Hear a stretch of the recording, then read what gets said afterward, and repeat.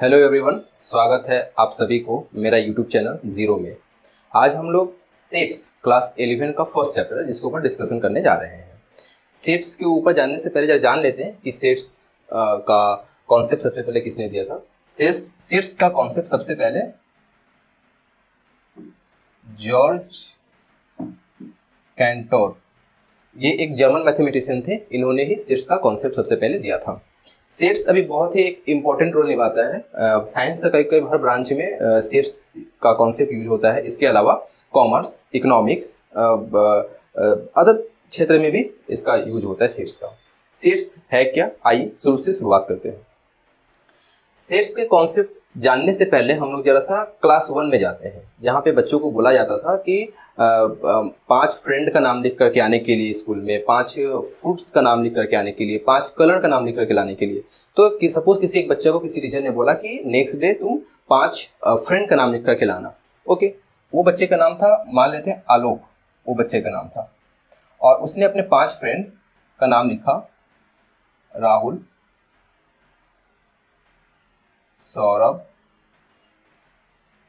अजय, मोहित और अंकित। 5 फ्रेंड का नाम लिख करके स्कूल ले गया। तो ये फ्रेंड जो है आलोक का कलेक्शन है, 5 फ्रेंड का कलेक्शन है या एग्रीगेट है। ठीक है, ये तो पांचों इस आलोक का फ्रेंड है ना, फ्रेंड है। लेकिन सेट्स में इस पांचों फ्रेंड को एलिमेंट बोलता है या ऑब्जेक्ट या मेंबर, ये बोलता है। इस पांचों फ्रेंड को वो जिस ब्रैकेट से रिप्रेजेंट करेगा वो होता है कर्ली ब्रैकेट। ठीक है, इसको कर्ली ब्रैकेट या ब्रेसेस भी बोलते हैं, या फिर स्क्वायर ब्रैकेट से भी रिप्रेजेंट किया जाता है। ठीक है, तो यहां से एक कॉन्सेप्ट निकल के आया सेट का, क्या है?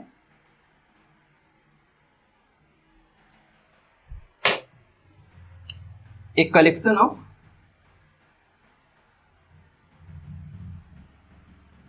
Well defined object is known set।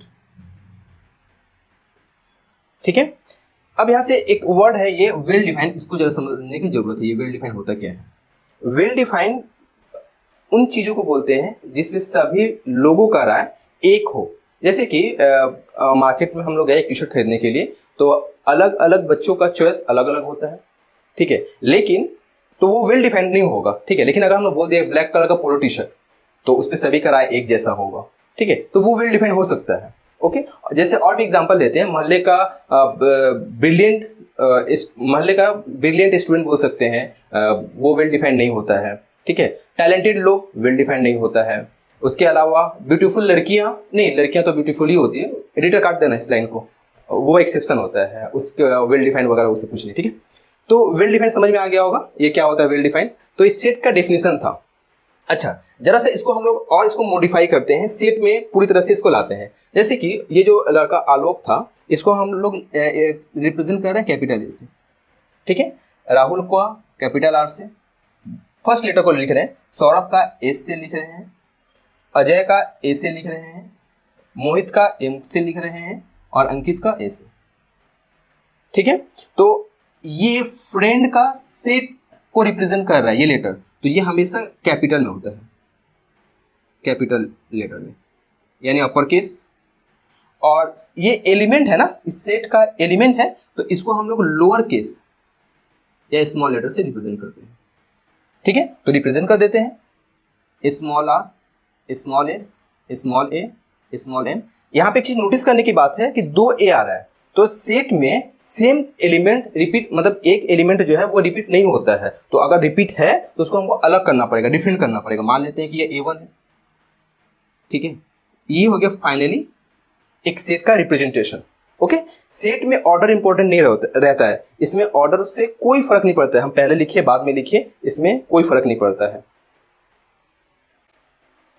अभी हमने बोला कि सेट का जो एलिमेंट होता है, इस सेट का जो एलिमेंट होता है इसको हम स्मॉल लेटर में लिखते हैं, ठीक है, स्मॉल लेटर में लिखते हैं। लेकिन जैसे कि मैंने बोला कि ट्रिगोनोमेट्री, इसका सेट लिखना है, इसके जो लेटर है ना उस लेटर का सेट लिखना है। तो उस लेटर का सेट अगर लिखना हुआ तो यहाँ पे तो कैपिटल है तो कैपिटल में लिखना पड़ेगा, ठीक है। जैसे कि टी 2 है तो एक ही टी लिखेंगे यहाँ पे, आर 2 है एक आर लिखेंगे, आई एक ही है एक ही बार लिखेंगे, जी एक बार है एक बार ही लिखेंगे, ओ 2 बार है तब भी एक ही बार लिखेंगे, एन, एम और ई, ठीक है। तो यहाँ पे कैपिटल लेटर में लिख सकते हैं हम। अच्छा, यहाँ पे जैसे कि मान लेते हैं कि ये आई जो है ए में बिलोंग कर रहा है। बिलोंग का मतलब होता है, जैसे कि मैंने बताया ना, आलोक का फ्रेंड था राहुल, राहुल आलोक का फ्रेंड है तो राहुल बिलोंग्स टू आलोक।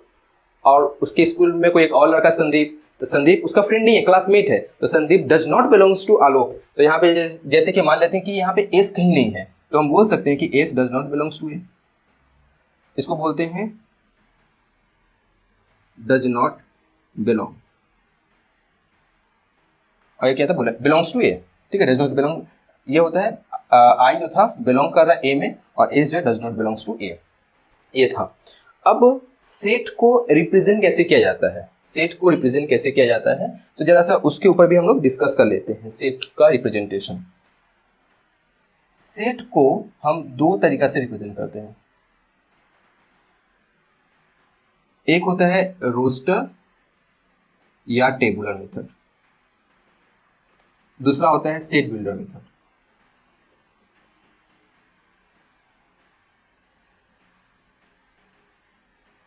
ठीक है,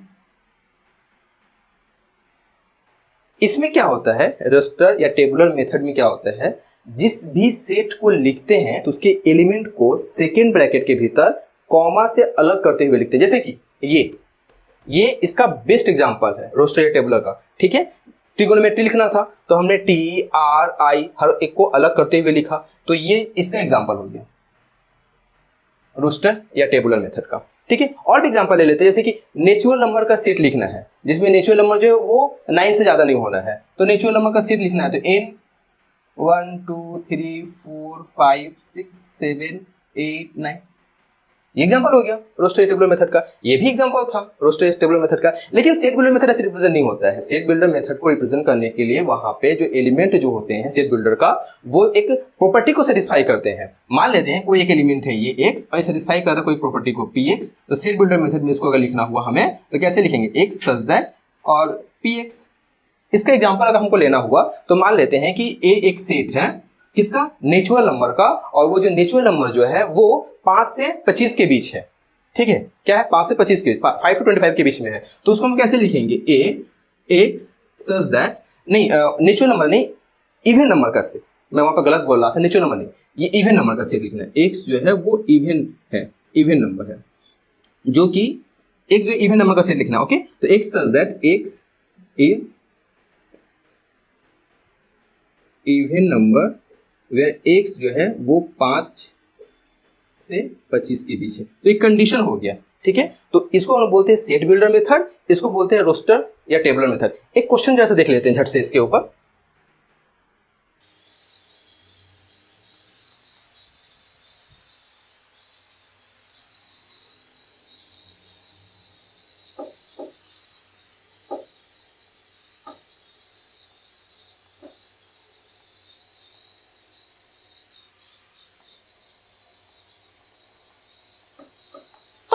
इस क्वेश्चन को जरा सॉल्व करते हैं। क्या बोला है, राइट द सेट, ये in the set builder form, is नहीं होगा इन होगा,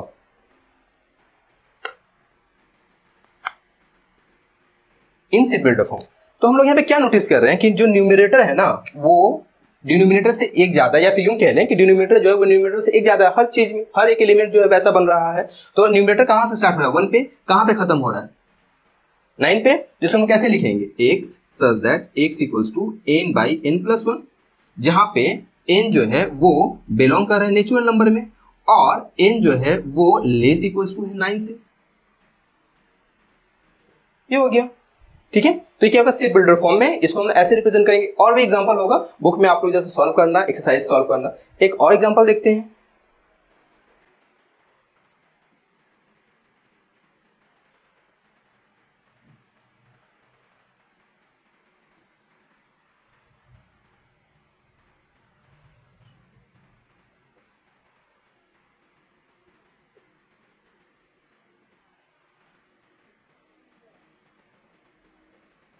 ठीक है, इसको किस में कन्वर्ट करना है, रोस्टर फॉर्म में कन्वर्ट करना है। तो जरा कर लेते कन्वर्ट। देखो यहाँ पे ये क्या दिया हुआ है, an+1 is equal to 3an, और n जो है वो बिलोंग करे नेचुरल नंबर में। नेचुरल नंबर स्टार्ट होता है कहाँ से, 1 से। कहाँ पे खत्म होता है नहीं पता, इनफाइनाइट, एंड उसका कोई एंड ही नहीं होता है, ठीक है।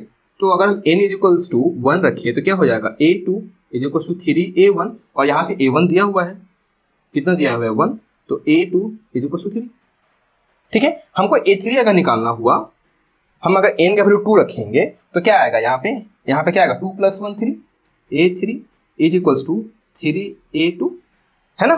तो a2 क्या निकल के आया, 3 आया है। तो इसको हम लिख सकते हैं 3 × 3, यानी कि 3 का स्क्वायर, ठीक है। हम अगर n का वैल्यू 1 रखे थे, यहाँ n के वैल्यू क्या रख रहे हैं, 2। अगर n का वैल्यू हम अगर 3 रखें तो क्या होगा, 3 + 1 4, a4 is equal to 3a3, और a3 क्या आया है, a3 क्या आया था, 3 का स्क्वायर, यानी कि 3 का क्यूब। उसके बाद नेक्स्ट यहाँ पे हमने क्या नोटिस कर रहे हैं, 3 का पावर 1, 3 का पावर 2, 3 का पावर 3, नेक्स्ट एलिमेंट क्या होगा, 3 का पावर 4, उसके बाद नेक्स्ट एलिमेंट क्या होगा, 3 का पावर 5। तो ये जो सेट होगा वो कैसा होगा, 1 2 3 4 डॉट। तो हमने सेट को कैसे रिप्रेजेंट करते हैं, दो फॉर्म था, रोस्टर और टेबुलर। उसके ऊपर हमने एक एक एग्जांपल देख लिया, बाकी एग्जांपल आप लोग करना। अब है काइंड्स ऑफ सेट्स, उसमें क्या है, एम्प्टी सेट्स। एम्प्टी सेट क्या होता है, वो सेट जिसमें एलिमेंट हो ही ना, ठीक है। तो उसको हम कैसे रिप्रेजेंट करते हैं, ऐसे या फिर ऐसे। बहुत लोग ना इसको इसी तरह से रिप्रेजेंट करते हैं, ऐसे। ना ना ना, एकदम ना, ये गलत हो गया। ये इसमें एक एलिमेंट आ गया ना, ठीक है, तो ये गलत है, या ध्यान रहे मैं इसको ऐसे लिख रहा हूं, गलत है। एम्प्टी सेट या तो ऐसे रिप्रेजेंट होगा या ऐसे होगा, ठीक है। इसका एग्जांपल क्या है एम्प्टी सेट का, जैसे कि set of natural number less than 1, ठीक है। एक से कम नेचुरल नंबर तो 1 से ही स्टार्ट होता है ना। मैं अगर बोला set of natural number less than 1 तो होगा ही नहीं, वो एम्प्टी सेट का एग्जांपल हो गया। सिंगलेटन सेट, वो सेट जिसमें केवल एक एलिमेंट हो, जैसे कि ये एग्जांपल मैंने बताया, ये यहाँ पे काम आ सकता है, ये ठीक है, ये हो गया जिसमें केवल एक एलिमेंट हो, उसको हम क्या बोलते हैं, सिंगलेटन सेट। फाइनाइट सेट क्या है, वो सेट जो पार्ट मतलब एक एंड हो जाए, जिसमें एंड हो, जैसे कि सेट ऑफ वॉवेल के सेट क्या होगा, ए ई आई ओ यू, एंड हो गया ना, ठीक है। उसे हम क्या बोलते हैं, finite set, set of vowel. Set of natural number less than 9 तो भी क्या हो गया, फाइनाइट सेट हो गया। नेचुरल नंबर का सेट 1 से स्टार्ट हो रहा है, 9 पे खत्म हो रहा है, एक ही से एग्जांपल है, फाइनाइट सेट का एग्जांपल है। इनफाइनाइट सेट क्या है, जिसमें एंड ही ना हो, सेट ऑफ नेचुरल नंबर। मैंने बोला सेट ऑफ नेचुरल नंबर, बस खत्म। तो क्या है, एंड है क्या इसका, नहीं है। 1 2 3 4 5 चलता जा रहा है, ये क्या हो गया, इनफाइनाइट सेट हो गया। इनफाइनाइट सेट भी दो तरह का होता है, यहाँ ध्यान रहे, इनफाइनाइट सेट भी दो तरह का होता है, ठीक है। एक होता है डिनोमिनेबल,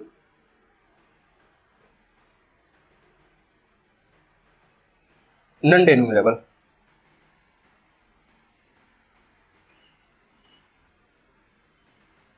डिनोमिनेबल क्या होता है, वो इनफाइनाइट सेट जो एक पार्टिकुलर ऑर्डर को फॉलो करता हो, ठीक है। जैसे कि अभी मैंने कुछ देर पहले की एग्जांपल दिया था, क्या दिया था, 1/2, 2/3, 3/4, 4/5, ये वाला एक पार्टिकुलर ऑर्डर को फॉलो कर रहा है। नॉन डिनोमिनेबल क्या होता है, जो पार्टिकुलर ऑर्डर को फॉलो ही ना करे, है ना।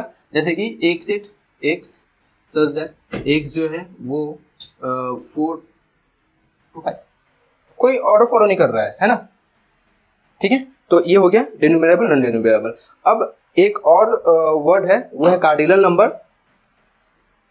कार्डिनल नंबर, ठीक है, या ऑर्डर कार्डिनल नंबर या ऑर्डर, जो भी है। कार्डिनल नंबर क्या बताता है कि उस सेट में कितना एलिमेंट है, कोई एक सेट में कितना एलिमेंट है, उसको हम बोलते हैं कार्डिनल नंबर से। जैसे कि set of vowel number AEIOU, कितना एलिमेंट है? 5 है। तो रिप्रेजेंट कैसे करेंगे? ऐसे, ठीक है, या फिर ऐसे, ऑर्डर ऑफ ए, ठीक है, कार्डिनल नंबर या ऑर्डर जो भी है। तो ये हो गया। और एक एग्जांपल ले लेते हैं, जैसे कि कोई एक सेट है इवन नंबर का, 2 4 6 8 10 10, कितना एलिमेंट है? 1 2 3 4, इसमें 5 आ गया, तो नंबर ऑफ ए कितना हो गया? 5। तो ये क्या होगा? Cardinal number. तो अभी हम लोग क्या पढ़े? कार्डिनल नंबर या ऑर्डर ऑफ फाइनाइट सेट। इसको कार्डिनल नंबर बोलते हैं या ऑर्डर भी बोलते हैं फाइनाइट सेट का। और उसके ऊपर हमने कुछ एग्जांपल देखा। एक क्वेश्चन को भी सॉल्व कर लेते हैं, ठीक है। क्या है? X is positive multiple of 3 less than 100। तो एस एक सेट है पॉजिटिव मल्टीपल ऑफ 3 100 से कम। तो कहां से? पॉजिटिव बोला है ना, तो 0 से उधर जाएगा नहीं, -3 तो होगा नहीं, तो कहां से स्टार्ट होगा? 3 से स्टार्ट होगा, क्योंकि पॉजिटिव बोला है। कहां पे खत्म होगा? 99 पे खत्म होगा। तो 3 1 से 3 3 2s are 6, ऐसे करते करते कहां तक जाएंगे? 99 जाएंगे। 33 3s 99 होता है। तो इसमें टोटल एलिमेंट कितना हो जाएगा? 33 हो जाएगा। तो इसमें कितना एलिमेंट आएगा? टोटल 33 आएगा, ठीक है। और पी कैसा सेट है? प्राइम नंबर का सेट है 20 से कम। तो 20 का प्राइम नंबर जैसे निकालना हुआ तो क्या होगा?